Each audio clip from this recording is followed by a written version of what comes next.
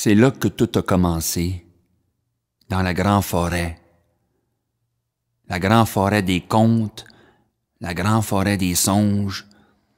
Dans ce grand bois confus, engraissé de tous les arbres, de tous les rêves, déboulés les uns sur les autres, qui pourrissent depuis la création du monde.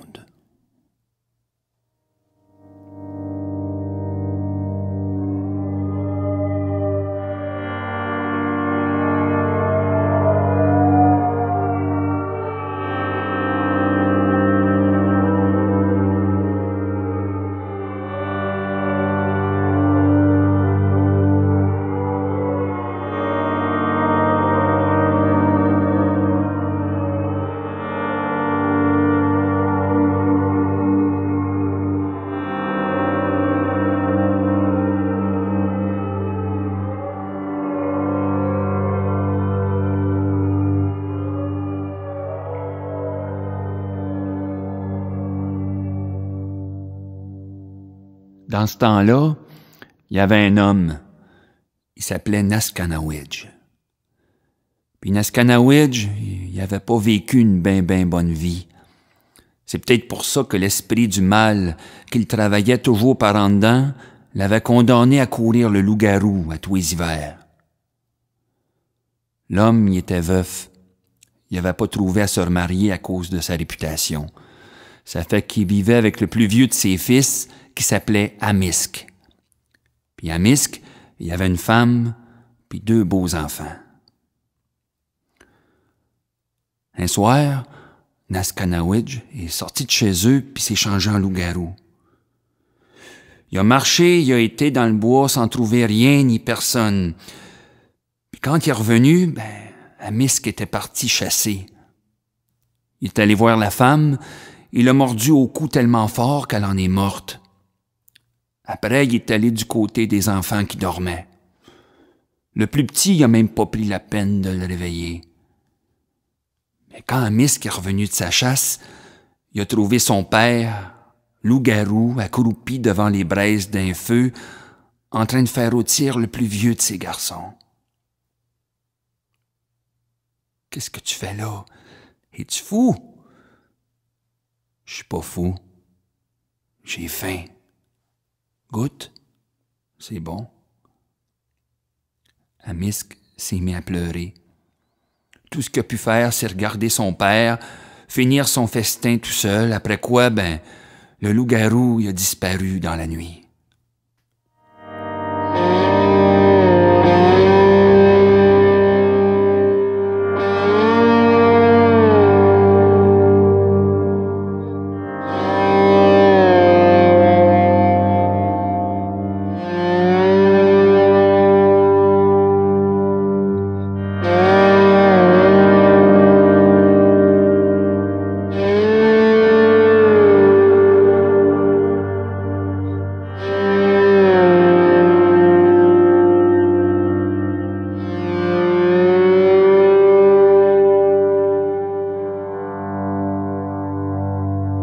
Quelques jours plus tard, Naskanawidge est revenu à la cabane.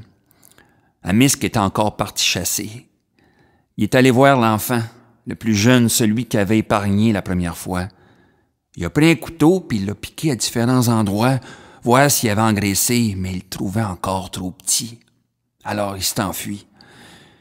Puis quand Amisk est revenu, il a trouvé son enfant qui saignait abondamment puis il avait de la misère à respirer. Il l'a soigné du mieux qu'il a pu, puis comme le petit n'avait pas encore de nom, il l'a appelé Odidwagen, celui qui a été coupé. Là, il s'est résolu de quitter cet endroit maudit-là.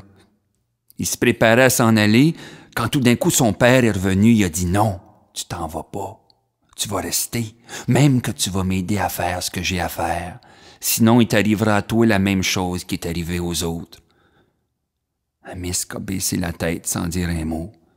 Puis à partir de ce jour-là, il s'est mis à aider son père en engraissant des familles que le loup-garou voulait dévorer.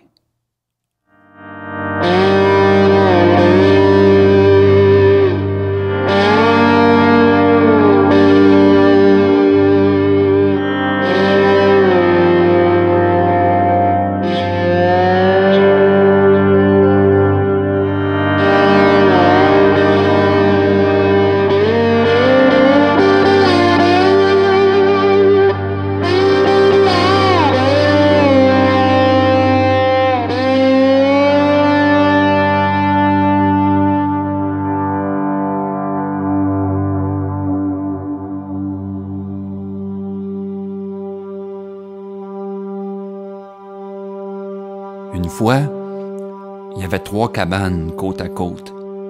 Toutes les familles étaient dans la même. La porte était ouverte, il y avait un feu dehors, ça éclairait les visages faiblement. Le loup-garou, il les a comptés. Il était 15. Il est entré là-dedans en hurlant comme un diable, puis mort ici, puis mort là, jusqu'à temps que plus personne bouge. Quand Amisk est arrivé pour ramasser les cadavres, il a reconnu parmi les corps celui de son plus jeune frère. Alors il s'est dit que plus jamais il ferait une job aussi sale. Il s'est enfui en courant. En passant par la maison, il a pris son enfant sur son dos. Il s'est en allé au plus profond de la forêt, puis il a parlé avec les esprits. Amisk a demandé de la pluie, puis la pluie elle a tombé en abondance, tellement que la surface de la neige était toute durcie en croûte. Il a pu s'enfuir sans laisser de traces. Jusque sur un île au milieu d'un lac, où encore une fois Amisk a parlé avec les esprits. Cette fois-là, il a demandé de la neige. Puis la neige, elle a tombé tant et tant, puis tellement que tous les arbres alentours étaient tout recouverts. Il a pu faire un trou pour cacher son enfant, puis pour lui-même, il s'est fait un tunnel de 200 pieds jusqu'à la lumière du jour. Or, il adonnait qu'en même temps, au loin, Naskanawidge, son père, le loup-garou, lui aussi, il parlait avec les esprits.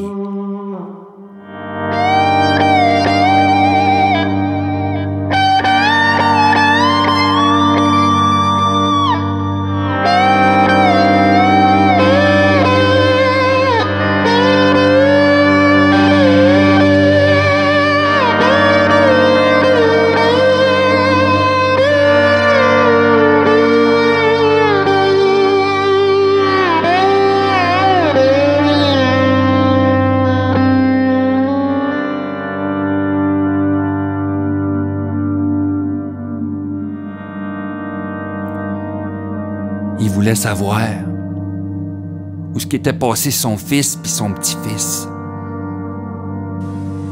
Tout d'un coup, il y a un murmure qui l'a enveloppé. Un murmure de Wendigo qui a soufflé à son oreille. « Prends ta canne, puis demande-y le chemin. Cherche-les, ensuite moi j'irai te chercher. » Le loup-garou a pris sa canne, il l'a plantée dans le sol, puis elle est tombée en montrant l'ouest, puis il a marché jusqu'à l'ouest.